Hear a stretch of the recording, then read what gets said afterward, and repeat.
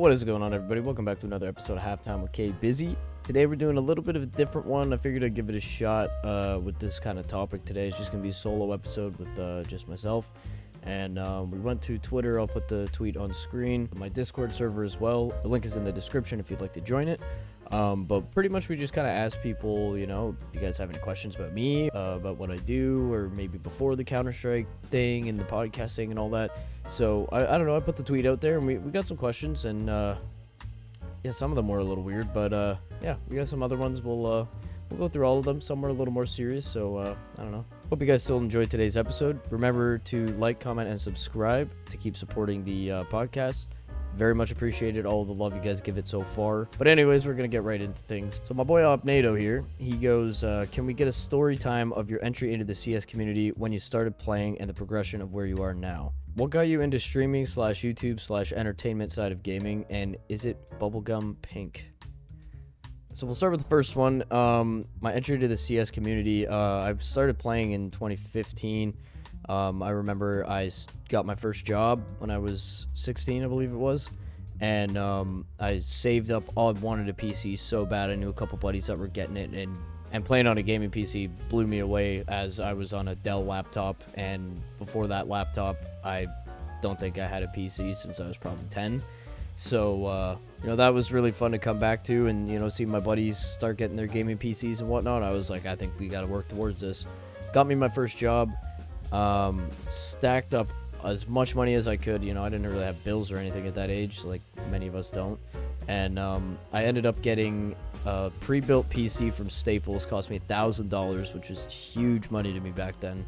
And it was, you know, I would not recommend getting a pre-built, because not long after I had it, I ended up, you know, building a new PC myself and had to upgrade parts and stuff like that. So anyways, that's when I started playing CS. But when I entered, like, the CS community, I guess, like, I don't know, I've been making videos on YouTube. I think my main channel, Bizzy CS, I think is, like, 10 years old.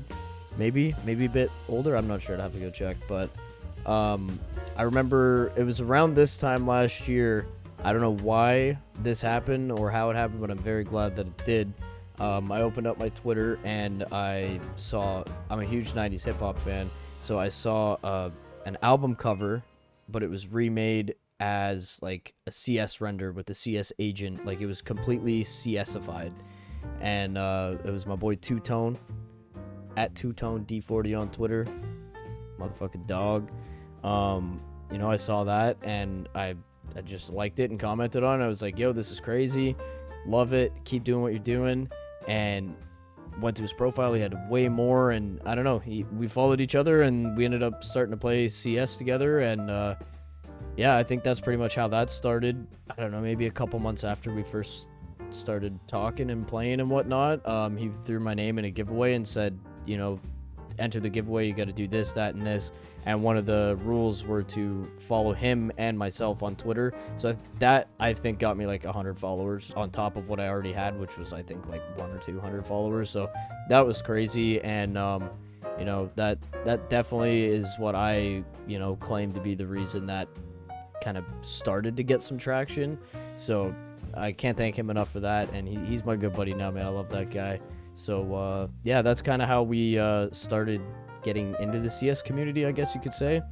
And when I started playing in the progression of where I am now, I mean, I'll just show you some of my old gameplay. You see how terrible my crosshair placement was. Like, I'd still hit some clips and stuff like that, but, you know, they're not quality clips or anything. They were just stuff I was proud of. So I'll throw one on screen for you guys right now with the timestamp of, you know, what date it was and stuff like that.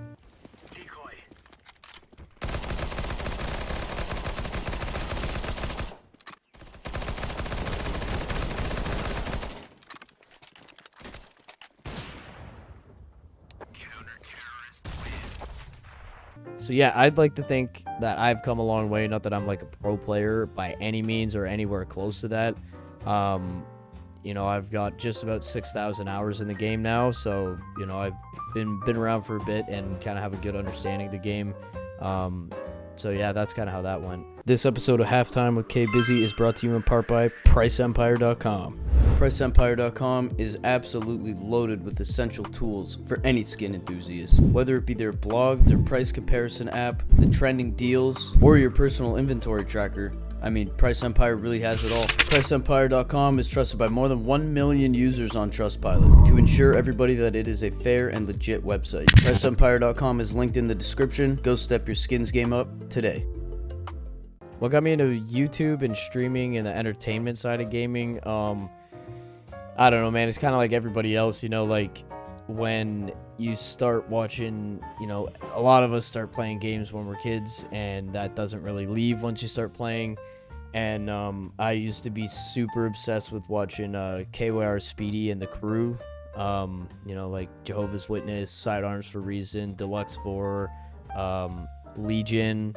You know, all of those guys were huge to me. I loved watching them. They had a lot of funny Black Ops 2, Modern Warfare 3, Minecraft videos and stuff like that. So I would watch a lot of their stuff. I don't know, it just looked like fun. It just, you know, it was like me and my buddies. Like I would always go over to my buddy's house for, you know, we'd go over every Friday. We'd spend the night at his place and be gaming till like 4 in the morning, just cranking back Mountain Dew Voltage and, you know, filling our bodies up with absolute dog shit junk food and gaming all night. And, you know, what we were doing is kind of like what the crew was doing, but they were just recording. Like, it was just a bunch of their friends, and they got together and they'd play games, make videos, stream, all types of stuff. And I don't know, I guess it kind of stemmed from that. And then, you know, as I started playing more and more CS, you know, you find guys like War Owl, Anomaly, Sparkles, and, you know, all of those kind of guys. And that really kind of just made me, I don't know, I would edit my videos on Movie Maker, so, you know, I was not anywhere, not that I'm great now, but I was not good at all back then. But they're, you know, a lot of those guys are definitely the inspiration on why I started doing that. And yeah, so that's that. But as for the Is It Bubblegum Pink, Yes. Traffic says, what was your experience with reaching out to larger creators to collab despite being a smaller creator yourself? Well, it all started with Franz J, really. I found out a way to contact him and got in touch with him. You know, I did not have one episode on the podcast yet. This was just a thought in my mind. Also, probably about, yeah, it would be about a year ago next month, because it was around the time that I went to the Copenhagen major that I had the idea, and I was kind of putting feelers out, trying to see who I could get on for a podcast. And, you know, I was still super new to the CS scene. Like, I mean, I still don't know everybody, obviously, but, like, I didn't really know anyone then. So, yeah, it was definitely a weird learning experience, in the sense of, like, meeting established people on, you know, the internet that have been around for a long time and, you know, are very popular. A lot of people know them and stuff like that. So that was it definitely a little bit nerve-wracking, a little bit. And, you know, I mean, if you go back and listen to the Franz J episode, you know, I had a lot of improving to do. I think I still got a lot of improving to do now, like how I ask questions and stuff like that back on that episode and that beginning era of the podcast. It's hard for me to listen to myself, not the guests, but yeah, that was yeah, I'm glad I think we've come a decent way from that. Still got some, you know, things I want to improve on, but it'll come with time, I think. But yeah, it's just weird. Like, I never thought that I would ever get to speak to, you know, some of the people I've spoken to, like the Goose Man, the first one on the top of my head, due to co-creating Counter-Strike. I mean, I never thought I would ever get to talk to him. So, you know, it's really cool, and really it makes me appreciate these people even more than I already did, because they're giving me their time to tell their story and have another platform to put it out into the world for other people to know. So yeah, I think it's just it's really, really cool. And I do have a bit of an experience with reaching out to more well-known names and stuff like that, because I used to run a skateboard company called Progression Skateboard Co. And on my website every Sunday I have a thing called Sunday Spotlight, and I would do interviews. It was all typed interviews, like it was just like a blog kind of, on the Sunday Spotlight tab on my website. And I would do interviews with like professional skateboarders, skateboarders on the come up, like amateur skateboarders, skate shops, brands, all types of stuff. So I did have a little bit of experience from that, in the sense of interviews, but not for like podcasts, because that again was all typed out. The podcasts I do are all, it's a vocal thing, so I have a bit of experience there. But yeah, it was definitely a little more comfortable talking to people now that I've found my groove, I guess. But yeah. Heavy says, we want the lore on your dad's Hells Angels affiliation. I plead the fifth. Heavy also said, if you could collab with any one person, who would you want to collab with and why? Well, we can't collab with McSkillet. If he wasn't a little bit crazy and still alive, that would definitely be something that would happen for sure, I feel. But yeah, that's out the window. As for anyone else I'd like to collaborate with, I don't know. It's hard to pick just one.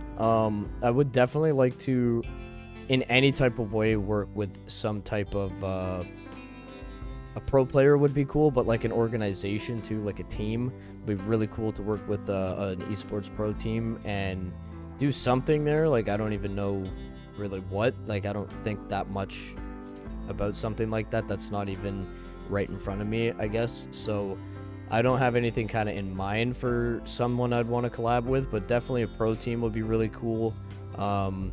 Maybe Launders one day would be kind of cool. Do some halftime boxer stuff. That'd be really dope. He's been doing a lot of cool moves with HLTV. Got some spirit gear out, so that'd be really cool to do one day. But I think that'll come with time and when it's ready to happen. We got Parks CS, and he wants to know my thoughts on Luka to the Lakers. I am not a basketball guy. I really just eat, sleep, and shit Counter-Strike. I don't even know who Luka is, bro. Y'all can roast me in the comments if you want. I don't even know, bro. I'm gonna keep it a buck. Cheebs TV says, is there still stock for them beanies? Only wondering about international shipping. Very good question, as we do still have beanies in stock, as well as t-shirts and posters that we've made on our Etsy shop, which I'll throw on screen. I ship worldwide. I have product in stock right now. Everything on the Etsy shop is in stock and ships out very quickly too. So I try to make sure that you guys can get your stuff as soon as possible. And yeah, I highly encourage you guys to go and check it out. I really appreciate everybody that's purchased so far and, further supported the podcast and what I'm doing. So yeah, appreciate you guys. X100 says, favorite Canadian whiskey? I'd probably say Crown Royal, because that's the only whiskey I really drink. That's Canadian, I guess, anyway. But however, if we were to go international, Jameson whiskey, lemonade, beautiful. Some people say it's a pussy drink, it's a girl drink. I don't care, bro. That shit is fire. And if you haven't tried it yet, try it, and then come talk to me. So that's really the only questions that we got. Hopefully in the future we can get some more. I'd love answering questions that you guys have, even though some of them might be a little silly and goofy. I just really want to express my gratitude to you guys and how much I appreciate you guys. This is something that I just do out of passion because I just love hearing people's stories and just hearing how people came about to be who they are now and how they've maybe changed the direction of their life, stuff like that. So shout out to everybody that's been on the podcast so far. There's been a couple episodes we haven't aired just because I felt like it didn't really work too well. That's not to say who I was speaking with were bad people. It just, it's my show and I didn't really feel like it fit the direction. No, I just want to make sure that I'm putting out the best stuff that I can for you guys. I'm a one-man team, so there's errors in some of the podcasts and stuff, and I realize that, but I tried to correct it as much as I can and try to make it a very streamlined process of editing and recording and everything like that. But everybody that we've had on so far has been super understanding and willing to do this on top of that, and I can't thank them enough. I can't thank you guys enough for watching, supporting, even just on my main channel with the KBizzyCS and KBizzyCS on Twitch as well. You guys are just, I don't even understand. It's crazy the support that we get, and I can't thank you guys enough, seriously. I've also got some haters too, and honestly, like I love when people shit on what I'm doing because it makes me want to go a little bit harder too. We've already been called a neo-Nazi, which I think is certainly a take. I've had another guy say here, trying to get big CS content creators on your podcast. I don't know how to break it to you, but this ain't ever happening. Work your way up before you leech off of the success of others who have grinded in the scene already. It's shit like that just kind of makes me laugh. And, people are going to have opinions like that, and that's totally fine. I don't really care. I'm still going to do what I'm doing. I've had a pretty great run so far, I'd like to think. I've had the pleasure of speaking to people I never thought I'd ever get to even message, so to have them on my podcast and spend sometimes over an hour talking to me and telling me about their story and essentially telling you guys too. I don't know what you could hate about that, but I mean, you're not going to please everybody, especially in the CS scene. Yeah, we all know how that goes, playing matchmaking sometimes. And as for the like leeching off of the success of others and stuff like that, like I really, I just don't really think that's accurate, because if I was leeching off of the success of others, hoping that I would be getting myself famous or, a big content creator or something, like that's just inaccurate. Plain and simple, that's just inaccurate. I'm doing this because it's a passion project, and, no one ever gets paid. This is all out of love and respect for each other and the community, and I think it's been pretty well established that way. So, I guess people that might not see the show think of it that way, which I think is interesting. But again, you can't please everybody, and people are going to have their own opinions, which is fine. But if I was to do this to get famous overnight or something, I think I probably would have stopped a long time ago. Like, don't you think I would have stopped when I had Summit 1G on?